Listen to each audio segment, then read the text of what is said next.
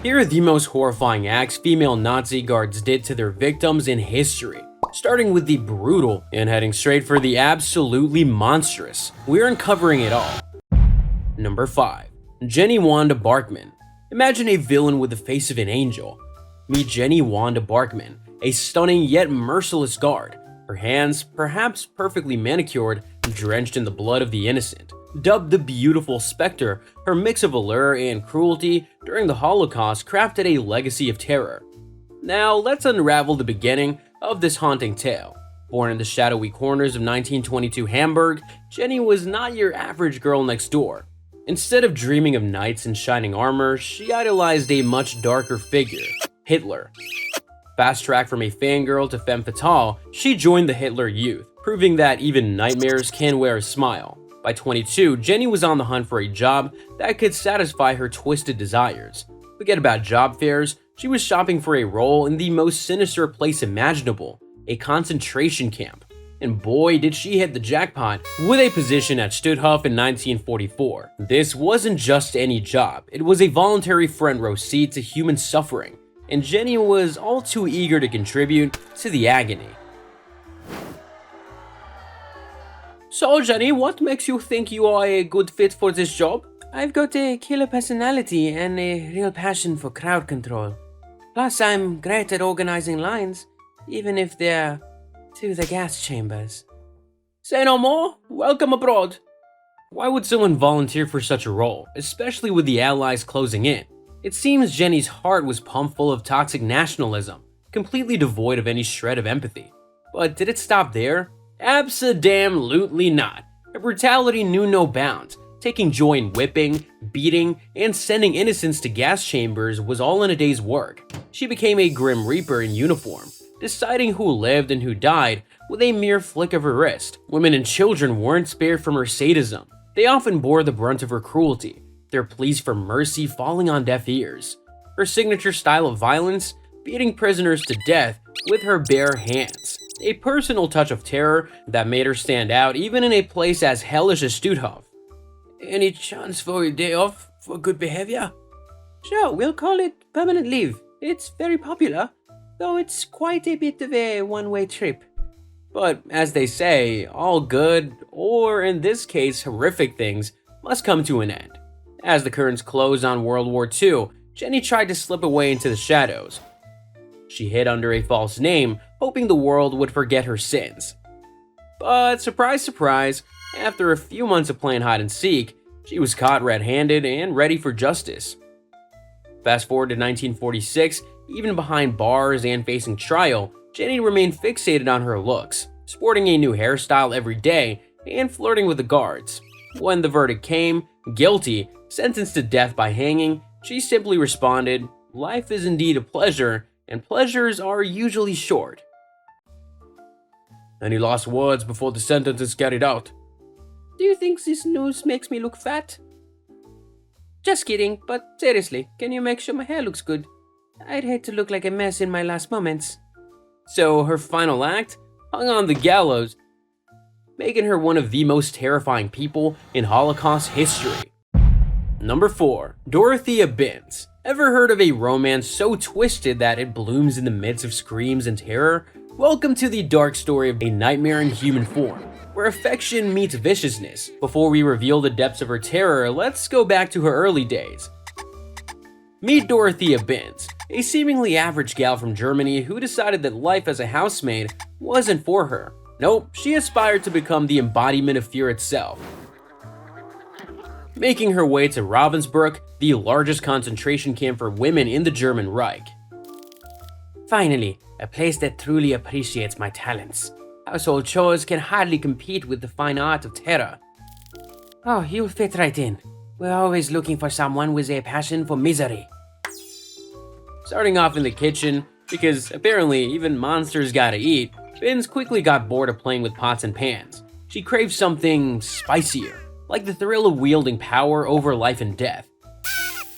Climbing the ranks with a ruthlessness rarely seen, she became the Deputy Chief Wardress, a title that might sound fancy but was basically code for head torturer in charge. Binz, wielding her vicious whip and surrounded by a pack of German shepherds, trained to intimidate and harm at her slightest whim, made Ravensbrück her own arena of fear. It was said that her entrance alone could hush the entire camp into a suffocating silence, and even the birds ceased their chirping, a testament to her fearsome reputation. But it wasn't just about the whip or the dogs. Binz had a keen eye for victims, particularly those who were the weakest or showed fear. Eeny, meeny, miny, moe, catch a prisoner by the toe. If they holler, let them go straight to the torture chamber. Her abuse knew no bounds. Beating, slapping, kicking, and even shooting were all part of her twisted daily routine. She was not just participating in the camp's atrocities, she was choreographing her own symphony of screams. It's like she was trying to invent new levels of cruelty, and boy, did she succeed. Please, have mercy. Mercy? Oh, darling, how did you know that is one of the name of my dogs? So, there's a chance? Absolutely. Go, Mercy. He wants you now. Oh, no.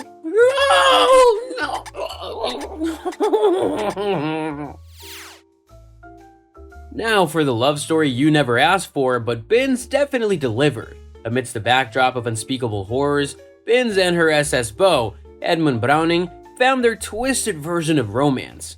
Picture this, a couple so vile, they take leisurely strolls around the camp, hand in hand, as if on a twisted date, watching prisoners get tortured. Their laughter echoing through the camp after each scream of pain was like their own twisted version of love songs.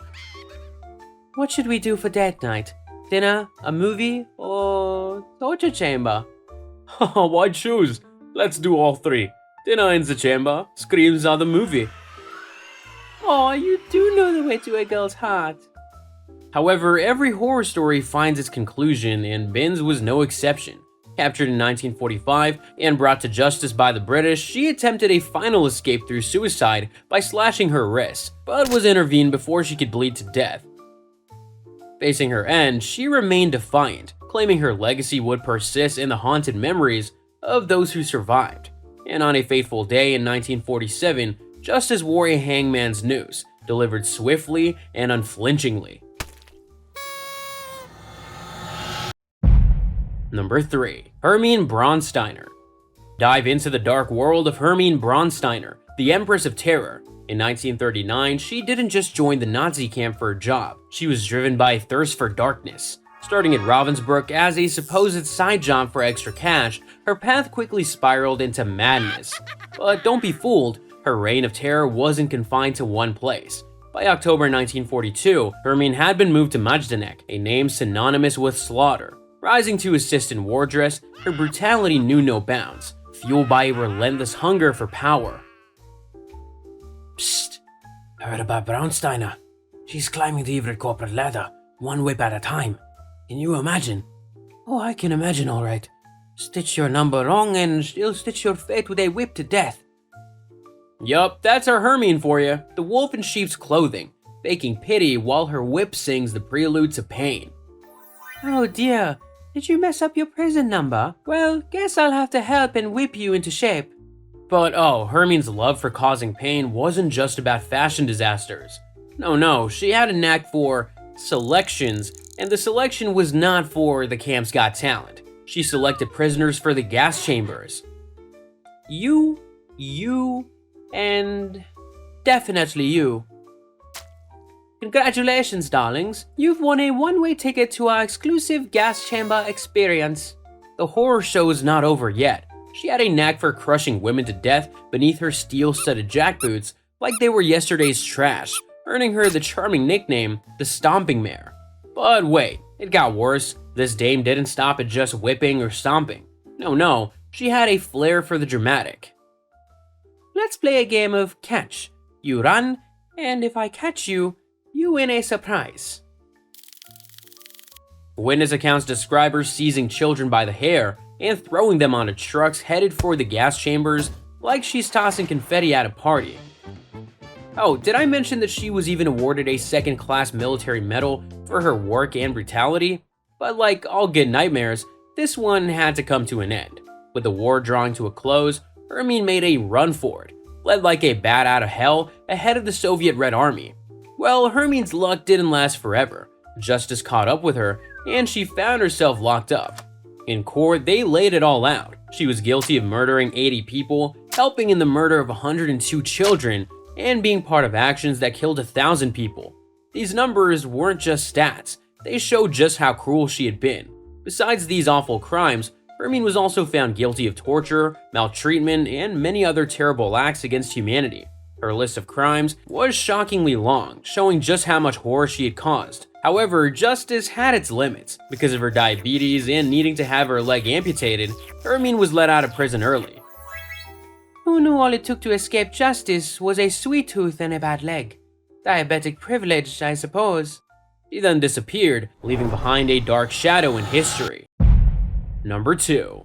Ilse Koch. Imagine someone so wicked she turns human skin into fashion accessories. Welcome to the twisted world of the infamous Witch of Buchenwald, where cruelty meets fashion in the darkest way possible. Let's rewind to the beginning of her horrifying story. In 1932, Ilse thought, hey, why not join the Nazis? A decision that skyrocketed her to infamy, especially after marrying Karl Otto Koch, the commandant of Buchenwald. So what brought you two together? Shared interests, really. He loves construction, I loves destruction. He builds camps, I fill them with my personal collection. It's a match made in, well, definitely not heaven. Ilse wasn't just mean, she was next level wicked. Imagine loving horses so much that your husband built a riding hall in a concentration camp just for your pleasure. But plot twist, her love for horses, it's just a front for her darker passion to inflict pain. Imagine riding with laughter and excitement, not for sport, but to whip and trample innocent prisoners beneath her horse's hooves. You know, horseback riding is such a therapeutic activity. It's the screams and squishes that really elevates the experience. And when Karl got a new job at another camp, Ilse thought, why let the fun end? She stayed behind at Buchenwald, engaging in scandalous affairs with the new commandant and the chief doctor. Her behavior went far beyond infidelity. She was known for her perverse pleasure in arranging orgies with SS members, forcing male prisoners into violating female inmates under her watchful eyes, and daringly walking around the camp in clothes that barely covered anything, daring prisoners to glance her way, a look that often cost them their lives. Despite her rank as a supervisor, the SS frequently reprimanded her for her sexual conduct. And don't even get me started on her freaky obsession with human skin, especially the ones with tattoos. It's like she was casting for the most morbid fashion show ever, where prisoners were made to strip naked so she could pick out her next trendy item. Strip, I need to see if your skin is in this season. But it's winter. Darling, fashion knows no seasons. Not only did she fancy gloves, handbags, and book covers made from their skin, but she also had a thing for leather lampshades and even decorated her villa with the skulls of dead prisoners that she had disposed of. The method was simple and brutal. Knock them dead with a fatal injection, then skin them for her horrifying collection. But don't worry folks, even someone as monstrous as Ilse Koch couldn't dodge justice forever. Caught by the very organization she served, she and Karl faced the music for their charges of corruption and murder. Karl was executed, but Ilse, she played the pregnancy card to dodge the noose. However, karma has a funny way of catching up. In 1947, Ilse was back in court, and this time, there was no get-out-of-jail-free card.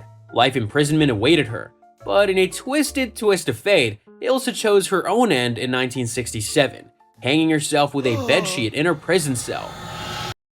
Number 1. Maria Mandl. What if I told you about a woman so terrifying and hated, just seeing her could mean death for you? Brace yourself for the bone-chilling story of Maria the Beast Mandl, a name that sent shivers down the spine of history, leaving behind a massive path of destruction and sorrow. But before I reveal the shocking number of lives she'd killed, let's rewind to her humble, or not so humble beginnings. As Austria joined hands with Nazi Germany in 1938, Maria Mandl's tale starts almost harmlessly, with a young Austrian gal eagerly diving headfirst into the Nazi regime. But don't let her seemingly innocent start fool you. Maria was on her way to becoming one of the most terrifying monsters in the annals of human wickedness. In 1941, she quickly found her groove in the concentration camps and rose to the rank of chief guard, where her twisted joy in causing pain knew no limits. Her short fuse, horrific punishments, and vicious beatings were so notorious that she was dubbed the Beast. For the smallest mistake, Maria would unleash her fury on the prisoners. Another day, another beating. Got to keep my arm in shape, you know. Any chance you could take up knitting instead? I hear it's quite therapeutic, and with less screaming. She stripped them naked and tied them to wooden posts, beating them so ruthlessly that she only stopped when her arm was too tired to go on. This was a regular horror show, showcasing her brutal control over life and death. Maria's sadism took on bizarre forms too. She had a weird obsession with curly hair.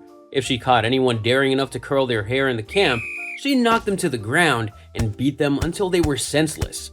And in a twisted display of her power, she'd shave their heads and force them to parade around with a sign declaring, "I broke the rules and curled my hair." This wasn't just punishment, it was psychological torture, a way to break and shame her victims. But Maria wasn't just a tormentor, she was a puppet master, playing with people's lives like they were her toys. If she took a fancy to you, you might become her pet, but only until she got bored. She once dolled up a kid in fancy clothes, parading him around the camp like a prized puppet, but when her cruel fun wore off, she tossed him to the gas chamber as carelessly as tossing out old socks. "You're my pet now. Enjoy it while it lasts. Today, you're a prince." "I've had a goldfish with longer lifespans, and, do princes usually end up in gas chambers? Asking for a friend." Imagine a place so terrifying that even looking at Maria the wrong way could mean you'd disappear forever. At Auschwitz, she wasn't just a guard. She was a judge, jury, and executioner. She could decide on a whim whether you lived to see another day or if you'd be sent to the gas chambers. And believe me, she didn't often choose life. Maria's crimes are the stuff of nightmares. She didn't just send people to their deaths, she enjoyed it. Eeny, meeny, miny, mo. Who's the next prisoner to go? Ever considered none of the above? No? Just thought I'd ask. She loved the power of deciding who would make it and who wouldn't, and her methods were gruesome. She beat prisoners with such fury that it wasn't just about punishment, it was about inflicting pain just for the twisted joy of it. She'd rip children from their moms, beat the moms till they dropped, and keep kicking them until they lost almost all their teeth, and then send the kids off to die. The inhumanity was beyond words, but Maria's horror show didn't stop there. She had a sick fascination with torturing prisoners before their deaths. Welcome to the ultimate weight loss program. No food, no water, just pure survival. I guess the diet is quite literal here. She packed thousands of women into a cramped space, leaving them naked without a bite to eat or a drop to drink for a week. The sounds of despair from that block were chilling, filled with the screams of women trapped in a living nightmare. By the time they were sent to the crematorium, many had already died, their bodies marked by violent struggles and desperation. Trying to help these women only meant joining them in their dark fate, a grim showcase of Maria's absolute ruthlessness. Maria also turned her twisted fantasies into a grim reality with the Women's Orchestra of Auschwitz. This band of prisoner musicians, spared from the gas chamber, found themselves playing for their lives. In the most harrowing conditions, they performed during roll calls, selections, transports, and executions, no matter the weather, for hours on end. Music to my ears. Literally, you play while your friends march to their doom. Any requests? Something upbeat. Let's not make this any more depressing than it has to be. It's a march, not a funeral. Oh, wait. They had to play music as their fellow inmates marched to their deaths. It was a sickening display of Maria's power, using music, something beautiful and sacred, as a soundtrack for slaughter, and a grim reminder for the orchestra themselves. It's either play or perish. But here's the most chilling part. Through her direct actions and the orders she gave, Maria Mandl was responsible for the deaths of 500,000 people. Let that sink in. 500,000 lives snuffed out, all because of one woman's unimaginable cruelty. But every symphony has its closing note. In 1945, the Allies rolled into town, and Maria's reign of terror finally came to an end when they caught her, and she was swung from the gallows for her monstrous crimes on January 24, 1948. But the scars of her actions remain a brutal reminder of the depths of human cruelty. Seriously, the horrors committed by female Nazi guards are just the beginning. What if I told you there exists a chapter in history even more chilling? Uncover the secrets of the most shocking human experiments in our next video. Can you afford to miss out? I'll see you there.